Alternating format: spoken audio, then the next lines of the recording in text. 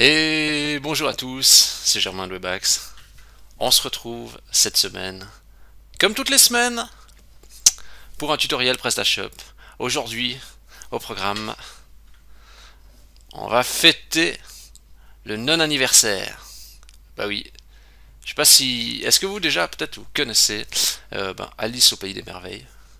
En fait, il y a un truc marrant là-dedans, c'est que dans Alice au Pays des Merveilles, que je regardais à l'époque quand j'étais gosse sur TF1, il y avait le dessin animé, je sais pas si c'était tous les jours.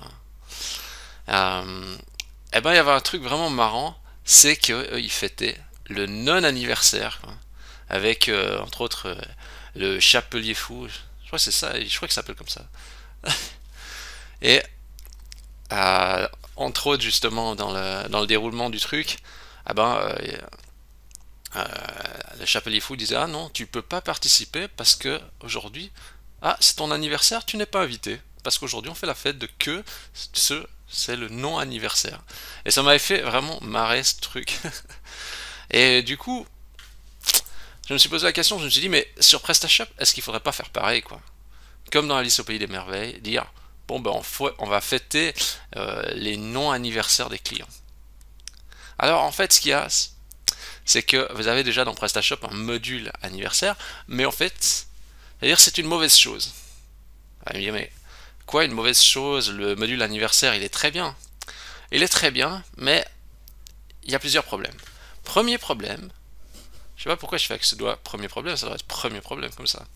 Premier problème, c'est qu'il faut déjà savoir la date de naissance de la personne qui est inscrite sur le shop. Et ça, on l'a pas forcément.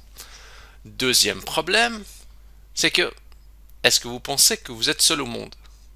Le client, il est inscrit sur plein d'autres sites. Le jour de son anniversaire, déjà, euh, est-ce qu'il sera sur son ordi? Pas sûr, ou sur son smartphone. Quand je dis est-ce qu'il sera sur son ordi, ça fait vraiment l'informaticien qui pense que tout le monde est sur un ordi. Eh bien, en fait, il va être submergé de mails le jour-là. Et il fera peut-être même autre chose. Donc du coup, c'est un mauvais jour pour envoyer un mail. Envoyer le mail l'anniversaire, le jour de l'anniversaire, n'est pas une bonne chose. Alors comment on peut faire? En fait, il est plus sage de se servir de la date de création du compte du client. Donc une date de non-anniversaire qui est unique, qui est une fois par an, et on va fêter son non-anniversaire. Euh, vous avez aussi la garantie justement d'être seul à lui envoyer un mail le jour-là, enfin, mis à part les autres newsletters qu'il va recevoir, mais il ne recevra pas de newsletter pour son anniversaire, puisqu'on fête son non-anniversaire. Et c'est là que vous pensez, ah mais oui, effectivement, c'est mieux parce qu'il n'est pas submergé de mails. Eh ben, c'est vraiment marrant parce que moi-même j'y avais pas pensé. C'est en écoutant un podcast de quelqu'un qui a dit ah mais nous on va pas envoyer le mail le jour de l'anniversaire parce que les clients il est submergé. Je me suis dit ah mais oui, c'est vrai, j'ai jamais vraiment pensé à ça. Et ça me fait penser justement à une petite histoire là dans la guerre là, avec justement les avions de guerre qui revenaient du combat. Alors il y a des avions qui revenaient, puis justement ils avaient plein de trous à des endroits, et l'ingénieur disait bon euh, un ingénieur classique il aurait dit bon il y a plein de trous, on va combler, on va dire les trous, on va renforcer les endroits où il y a des trous. Et en fait non, il faut renforcer justement les endroits où il n'y a pas les trous. Puisque l'avion a réussi à revenir avec les trous, ça veut dire qu'il est assez résistant pour avoir des trous à ces endroits-là. Et donc il faut plutôt renforcer les endroits où il n'y a pas eu les trous, quoi. Et c'est assez en fait, vous voyez, c'est un petit peu, euh, on va dire, contre-intuitif. Eh ben, pour le non-anniversaire, c'est exactement pareil. Enfin bref, c'est ça que je trouvais marrant. Alors, donc du coup, ce que j'aime avec la méthode que je vous propose, c'est que c'est pas intrusif. Et puis, vous allez pouvoir bidouiller un peu le script pour faire en sorte que ça corresponde bien à ce que vous voulez faire vous. J'en dis pas plus. C'est parti. On y va. Go. Euh, Qu'est-ce qu'on va faire? Bon, déjà, on va sur le PrestaShop, ok. Il faudrait déjà activer le debug de PrestaShop pour savoir s'il y a des erreurs ou pas. Donc, moi, je vais dans le PrestaShop. Je vais aller dans Config, Define, Donc dossier config, define, et je vais mettre à true ici le mode dev, comme ça on verra les erreurs s'il y en a.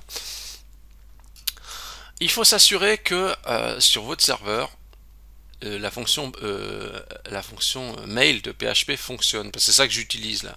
Après on peut bien sûr faire autrement, hein, mais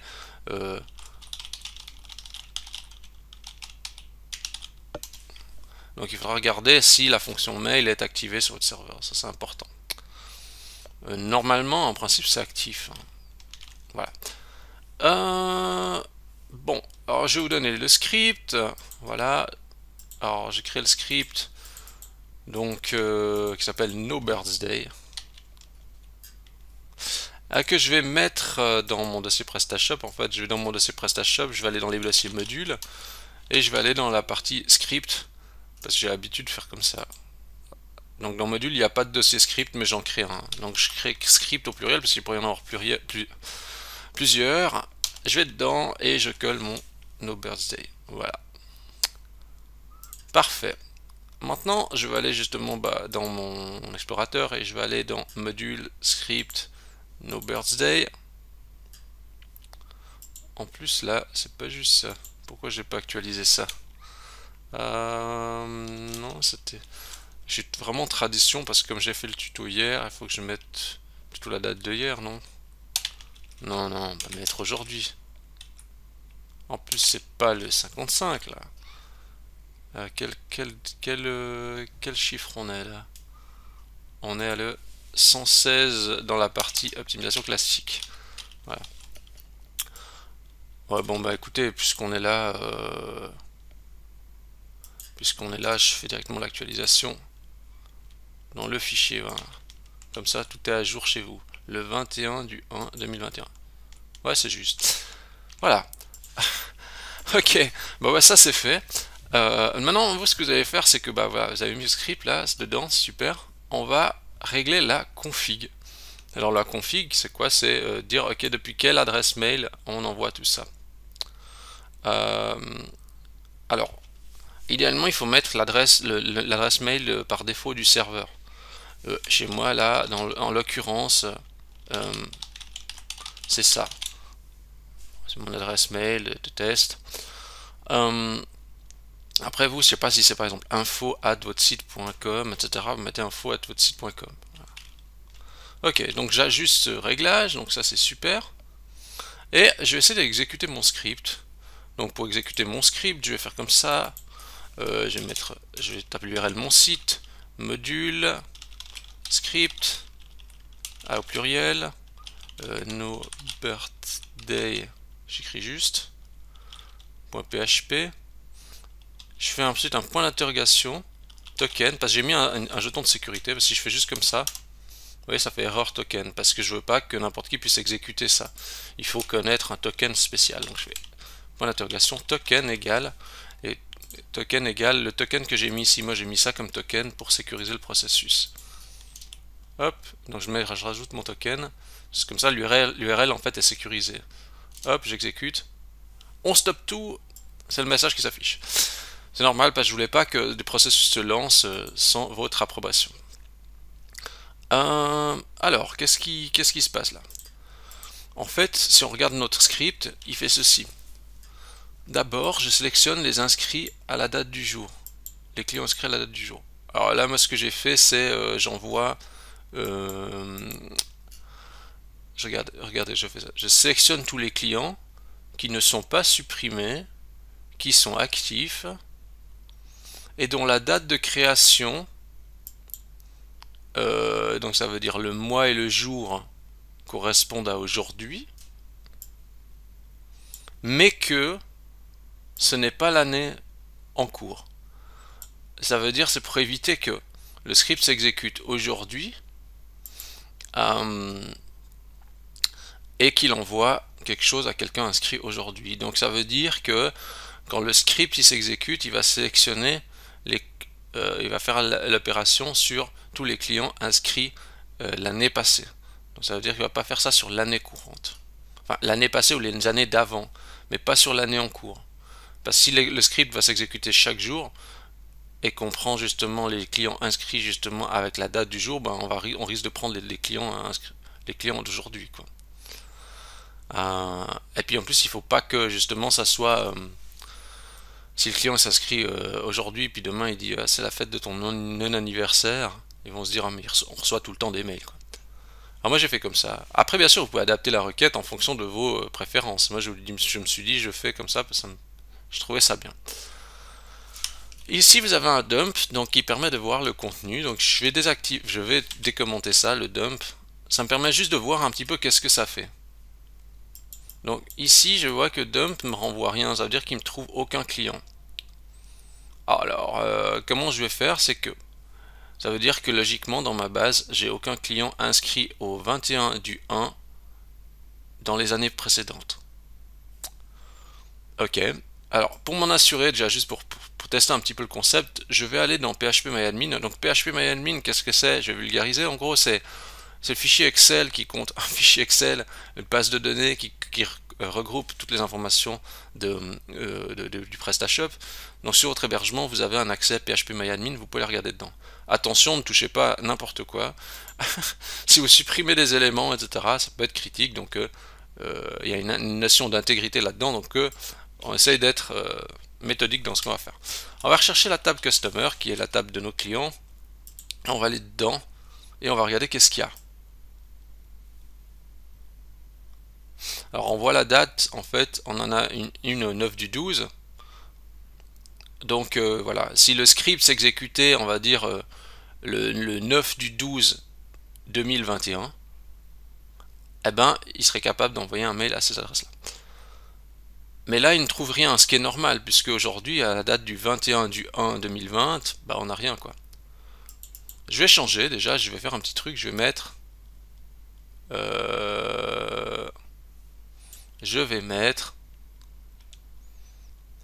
Ce que je vais faire, c'est que je vais mettre bah, la date du jour, mais de l'année passée. Hein. Donc je vais mettre 01 le 21. Voilà. Donc dans date add, qui est le champ de date de création du client. Voilà. Maintenant, je vais recharger mon script. Et là, apparemment, il ne se passe rien. Donc je vais contrôler.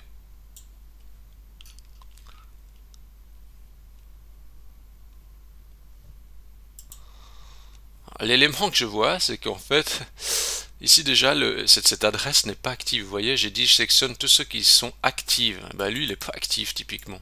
J'ai juste activé l'enregistrement dans la base. Ah voilà, maintenant ça sort. Et donc, qu'est-ce que je vois, c'est que bah, il m'a sélectionné Anonymous, etc. Là, cette adresse. Voilà. Donc il a trouvé cet élément. Imaginons que j'ai deux adresses. Je vais prendre encore l'autre.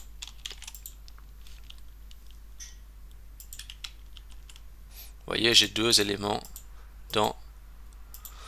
Ça veut dire qu'il y a deux éléments dans lesquels il va envoyer un mail.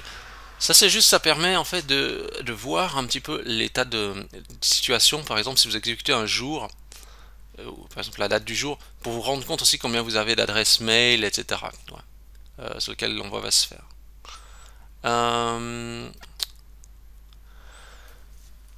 Ok.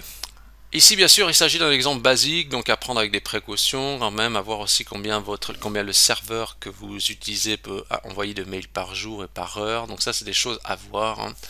Hein. Ici, on essaie de valider un concept. Donc c'est après à vous de voir le truc. Et aussi, peut-être que, bah, de nouveau, hein, on pourrait se dire, bon, ben, on va dire, ok, peut-être, imaginons. On pourrait dire bon ben on prend le risque, on n'envoie pas plus que tant de mails par jour, donc on se limite à 100 clients ou à... Tout dépend aussi de votre nombre de clients, ce genre de choses, quoi. C'est ça. C'est vraiment des choses à voir. Là je monte un exemple, on va dire de base, après vous pourrez bien sûr améliorer cet exemple.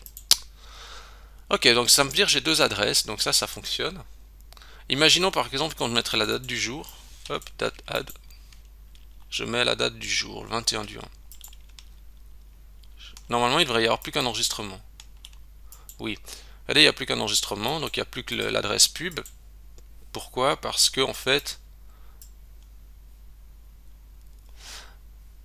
si on regarde Ici, donc là, ça c'est la date du jour, donc on avait dit, on prend pas ceux inscrits, on va dire, avec l'année courante, on prend que ceux de l'année passée.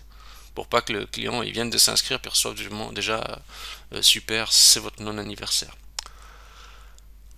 Donc ça permet aussi de stimuler un petit peu la base client hein, qui dort, ça c'est intéressant. Bon bah ça c'est super, ok. Donc ça, cette première partie, ça fonctionne. Ensuite, si on regarde un petit peu plus loin, qu'est-ce qu'on fait? Là, j'ai mon processus qui dit on stop tout. Et puis, en dessous, après, on dit bon, ben, on compte le nombre de mails envoyés, on dit que c'est à 0 par défaut. Donc, on commence à 0. Puis après, on fait une boucle sur le nombre de clients. Donc, ça veut dire, on parcourt les résultats obtenus. Donc là, par exemple, on avait 2 enregistrements, ou peut-être vous en avez 50 ou 100. Et ici, on crée un mail avec un en-tête HTML, donc ça veut dire qu'on supporte, on va dire, l'HTML. Et après, on construit le mail. Donc on dit, ok, voilà, c'est votre jour de non-anniversaire, je mets le logo de la boutique PrestaShop, je mets un petit texte, wow, etc. Je dis par exemple, votre code de réduction de 10%, alors nouveau. Vous pouvez être original, trouver d'autres idées, un cadeau offert, un petit gadget, j'en sais rien, ça c'est à vous aussi d'être un peu innovant hein, en tant qu'e-commerçant, je suis sûr que vous avez plein d'idées. Là j'ai pris le code du bon de réduction parce que c'est ce qui est le plus facile. Hein. Puis après ça envoie le mail, ça rajoute +1 dans le comptage, et puis après ça dit combien de mails envoyés. La question à se poser ici c'est de dire bon bah est-ce qu'il faut faire une pause entre l'envoi des mails?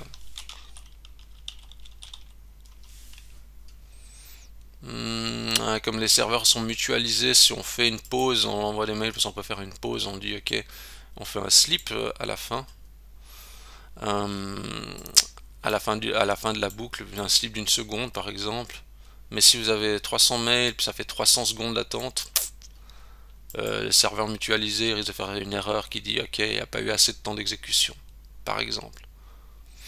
Ou alors il faudrait gérer un historique des mails envoyés, tout ça, mais c'est plus compliqué. Alors là je ne vais pas rentrer trop dans le détail sur des gros sites qui auraient des très grosses bases et tout ça. Ça vous pourrez creuser un petit peu plus loin. Ok. Ça, c'est bien. Maintenant je vais décommenter mon point d'arrêt ici. Ça veut dire que si je décommente mon point d'arrêt, il va envoyer une adresse mail à pub@prestashop.com. Alors, pour notre exemple, je vais changer son adresse. Je vais pas mettre pub@prestashop.com. Déjà, je vais prendre une email jetable. Comme ça, on pourra regarder. Bon, je vais prendre celui-là parce que j'avais fait le test avec lui. Allez, un nom aléatoire.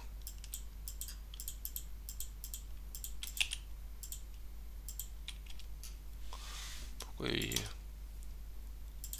Voilà. Qu'est-ce qu'il m'a donné comme nom? Voilà, il m'a donné un nom aléatoire. C'est parfait. Je vais mettre là-dedans mon nom aléatoire. Si je recharge ma page, je regarde juste. Ici, on doit avoir notre exemple de mail aléatoire qui est ici. Voilà. Parfait. Et ça va envoyer juste à cette adresse mail. Je décommande ça. Je sauve. Je réexécute. Ça mouline un peu parce qu'il fait l'envoi de mail. Hop, mail envoyé 1. Là, j'ai toujours le dump activé, hein, donc bon, après vous faites comme vous voulez, vous n'êtes pas obligé de laisser activer, vous pouvez désactiver le dump. Voilà, mail envoyé, hein, je vais aller voir dans ma boîte mail. Oh, c'est votre jour de non-anniversaire. Waouh. Waouh, c'est fou. Chez nous, on fête les jours de non-anniversaire, comme dans Alice au Pays des Merveilles. Votre code de réduction, 10%, super code, à bientôt. Bien sûr, le texte n'est pas oufissime, hein, mais vous voyez en fait que c'est super parce que le mail il est parti, il y a un message qui arrive, le code de réduction, etc. Voilà. Et en gros, en fait, ce que vous devez faire, c'est que vous devez après mettre une tâche planifiée sur votre hébergement. Ça, vous pouvez regarder création de tâches planifiées, PrestaShop, etc. ou demandez à votre hébergeur comment faire, mais en gros il faut juste que ça exécute cette URL une fois par jour. Une seule fois, hein, parce que si vous exécutez plusieurs fois, si je relance ça, les gens ils vont recevoir une deuxième fois le mail, hein. Donc il faut exécuter vraiment une seule fois par jour le processus, quoi. Donc franchement je trouve ça plutôt cool. Après, bien sûr vous pouvez bidouiller en HTML, faire un petit peu ce que vous voulez là. Ça supporte le HTML, vous voyez il y a déjà le logo de votre site qui doit apparaître normalement. Donc après c'est à vous d'expérimenter un petit peu tout ça. Moi j'ai fait quelque chose d'un petit exemple simple, mais vous pourriez rajouter une image. Ne faites pas un truc super compliqué, hein. Éventuellement vous pouvez ajouter une image un peu sympa. C'est-à-dire que vous faites nouveau une balise IMG SRC, puis le lien de votre image vers votre serveur, quoi. Simplement. J'aime bien quand je dis simplement, puis les gens ils se disent quoi simplement, je comprends pas. Bah, là vous mettez le lien de votre image. Là ou ailleurs. Là, bon, là je vais pas le faire parce que sinon ça va me demander un peu plus de temps. Il faut que je trouve une image, etc. Bon. Mais vous avez compris le principe. Ok. Qu'est-ce qu'on a comme mot de question? Si on veut gérer les traductions, parce que c'est vrai que là j'envoie en une seule langue, il se pourrait qu'il y ait plusieurs langues. Je vais faire un petit truc ici, je vais dire quand je parcours les clients, je vais juste faire un dump de la valeur du client là, puis on va juste regarder qu'est-ce qu'il fait. Si je fais un dump de la valeur du client, ouais, bon, j'aurais pu le faire avant en fait, mais vous voyez, il y a une valeur qui s'appelle ID lang, puis c'est 1. Donc ça veut dire ID lang 1, ça veut dire que si je regarde ici dans mon back office, c'est localisation, c'est là-dedans. Localisation langue 1, c'est le français. Bon, alors je pourrais dire, voilà. Je pourrais dire if customer ID lang égale 1. Ça, je vais peut-être mettre au bon endroit, donc je vais dire, c'est dans la zone ici. Je vais me dire ça, si c'est égal à 1, eh ben alors tu fais comme ça. Ça c'est pour le français. Et après on peut dire, je sais pas, par exemple, si c'est l'ID lang égale à 2, alors fait autrement, etc., etc., pour plusieurs langues. Comme ça vous avez le mail, il peut varier en fonction de la langue aussi du client. Voilà, voilà. Et je crois que pour ça c'est bon. Donc je vais juste enlever mon code que j'ai mis pour tester. Hop. Et qu'est-ce que je vais vous dire d'autre? Ah oui, si vous voulez tester juste sur un seul mail, ce que vous pouvez faire c'est ça. C'est que vous activez ces deux lignes là. Si vous voulez juste tester sur votre mail. En fait ce que je dis ici c'est que je dis ok, pour tester un mail spécifique, on vide la requête, on vide le contenu de la requête et on définit qu'un seul mail dedans. Voilà. Donc si je fais ça, je vais juste changer. Est-ce que je peux faire comme ça? Changement. Voilà. Il m'a donné une nouvelle adresse mail. Je vais faire comme ça. Je me change juste mon adresse mail ici. Je réexécute mon processus. Un seul mail envoyé, c'est normal parce qu'il y en a qu'un seul qui est mon mail de test et mon mail est arrivé. Voilà. Et puis quand j'ai terminé de faire mes tests, etc., puis ça marche bien avec un mail, puis je vais exécuter sur tout, je décommande ça et ça va faire de nouveau la boucle complète sur tous les mails sélectionnés. Si vous n'êtes pas sûr de ce que vous êtes en train de faire, mettez bien le on stop tout, voilà, ce qui vous permet de vérifier avant ce qu'il y a dans la partie, dans le dump. Ça peut permettre de bien vérifier avant que se passe. C'est juste pour vous rendre compte aussi du nombre d'enregistrements qu'il y a, savoir s'il y a 10 000 enregistrements par jour ou bien s'il y a un nombre d'enregistrements plus raisonnable. Voilà. Alors bien sûr cet exemple, c'est un exemple. On peut bien sûr l'améliorer, on peut bien sûr faire un truc plus poussé, on peut faire toutes sortes de trucs. Mais là, ce que je trouve intéressant, c'est... euh, je me disais, ah ouais, ça peut être cool quand même parce que bah, on arrive à faire un petit truc interactif avec quoi, allez, 55 lignes de code, on arrive à faire un truc dynamique, quoi, vraiment, c'est plutôt cool. Si vous avez beaucoup de mails et que vous avez l'impression que c'est beaucoup trop gros, que vous ne pouvez pas vous permettre de faire ça, euh, éventuellement, ce que vous pourriez faire, par exemple, je sais pas, c'est un limite, du style limite, je suis même pas sûr que MySQL, je vais vérifier comment ils disent. Limite, le limite. Regarde les 10 premiers résultats d'une requête. Apparemment, il n'y a pas besoin de deux paramètres. Donc, on pourrait dire, ok. Alors, de nouveau, ça c'est vraiment à discuter. Hein. On pourrait dire, ok, limite seulement à 50 mails. Donc, ça n'envoie pas plus de 50 mails par jour. Du fait de s'exécuter une fois. Plutôt que si vous en avez, je sais pas, 1000 par jour. Ça dépend de vos bases, hein, mais savoir. Puis après, on pourrait dire, bon, ben, on pourrait peut-être dire aussi, voilà, on sélectionne donc les clients, puis après on fait encore une deuxième requête dessus qui dit, bon, ben, on va sélectionner parmi ces clients, on vérifie si les clients ils ont déjà acheté une fois ou pas. S'ils ont jamais acheté, on les prend pas. Ou ce genre de choses. Mais là, j'ai pas été aussi loin parce que je voulais faire un petit exemple basique que je trouvais plutôt marrant. Ouais, je crois que tout est dit.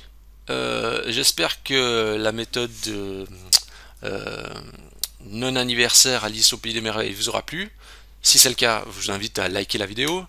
Vous pouvez bien sûr vous abonner à la chaîne YouTube. Vous pouvez donner 5 étoiles à Webax, ça fait toujours très plaisir. Et sur ce, je vous dis bonne intégration à tous et à la semaine prochaine.